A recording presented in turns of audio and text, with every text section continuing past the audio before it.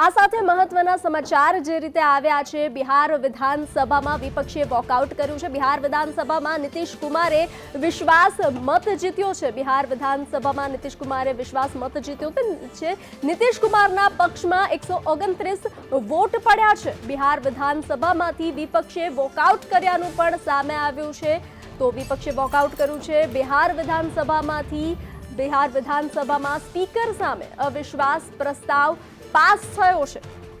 બિહાર વિધાનસભામાં સ્પીકર સામે અવિશ્વાસ પ્રસ્તાવ પાસ થયો છે। બિહાર વિધાનસભામાં નીતિશ કુમારે વિશ્વાસ મત જીત્યો છે। નીતિશ કુમારના પક્ષમાં 129 વોટ પડ્યા હોવાનું સામે આવ્યું છે। જે રીતે મહત્વના સમાચાર મળી રહ્યા છે, નીતિશ કુમારના પક્ષમાં 129 વોટ પડ્યા છે। બિહાર વિધાનસભામાંથી વિપક્ષે વોકઆઉટ કર્યું છે। સ્પીકર સામે અવિશ્વાસ પ્રસ્તાવ પાસ થયો છે। બિહાર વિધાનસભામાં અવિશ્વાસ પ્રસ્તાવ સ્પીકર સામે પાસ થયો છે।